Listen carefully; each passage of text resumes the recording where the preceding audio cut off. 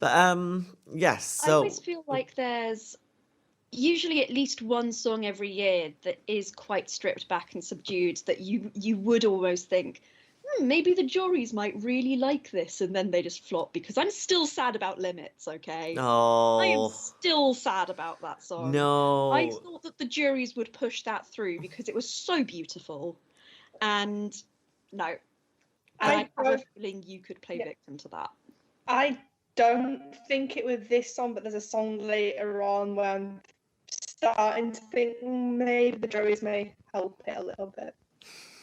I wonder which one it's going to be. But But yes, so we might as well move on. And the next song that we're going to be talking about will be performing in 11th place in the second half of the second semi-final. And that is going to be coming to us from Albania. Now, Albania were the first country to release their song for Eurovision 2021. God, it feels like months and years ago since that was the case. Um, but yes, so Anxhela Peristeri will be representing Albania this year with her song Karma, which is fully in Albanian, which is, again, we love to see it. And yeah, just have a little listen to Karma now.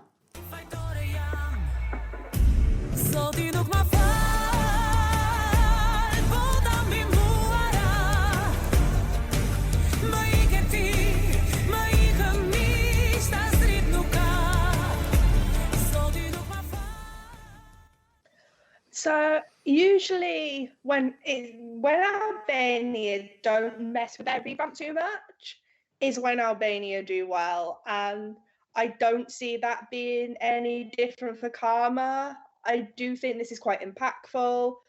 Anxhela's vocals are amazing. I would see no reason why a jury would not vote for this.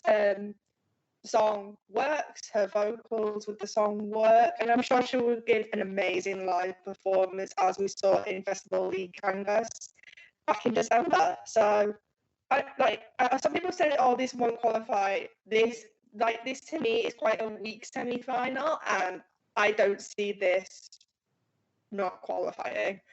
I don't know how well it would do in the final, Albania, but it could be like 2018 again, where the juries rank them in the top 10 because she's a phenomenal vocalist and she's a phenomenal performer. So I think Albania are on to something good. I think they'll get a decent result. I don't think it's in any way a Eurovision winner, but that's okay. You don't have to be a Eurovision winner to be successful for your country.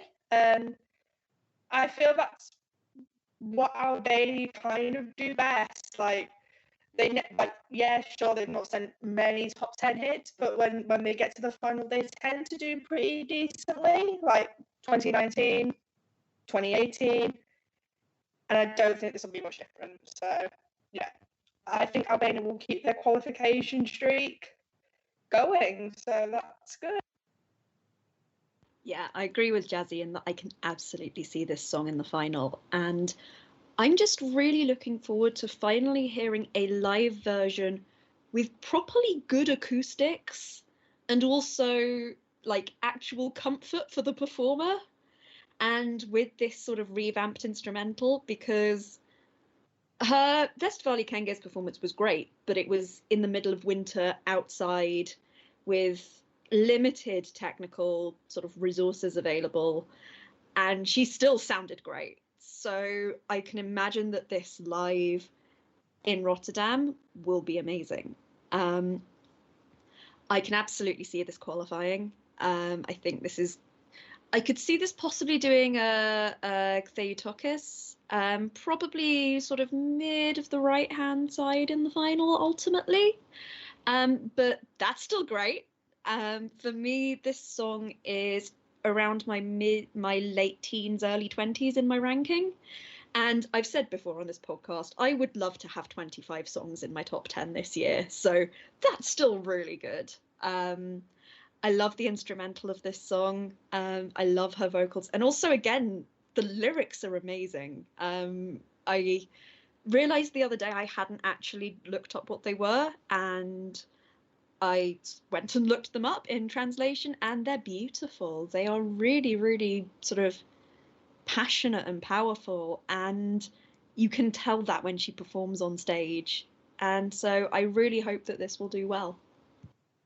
I kind of like Karma this year, although I will say that I'm trying not to let my sort of Vashazo bias or tier bias from Festivali Kungas try to spoil my sort of enjoyment or my ranking of the song.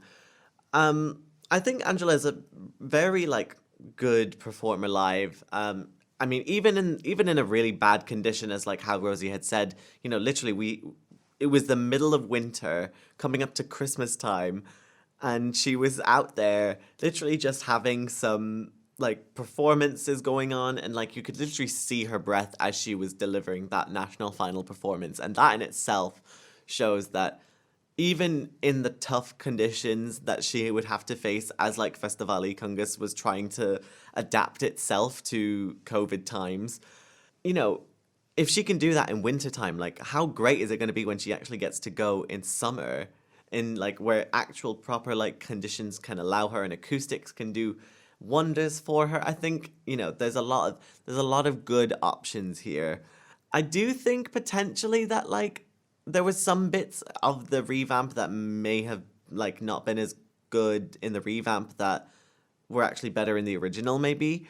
But honestly, I mean it's not to the worst. It's not the worst thing that's ever happened in the world. I think, Angela's a great performer. She also is really like a great person to learn as well, because there was a little bit of drama at the start of the Eurovision season when we found out that she had a little bit of blackface, but she didn't realize it, and so she apologized, and she was willing to take the L essentially.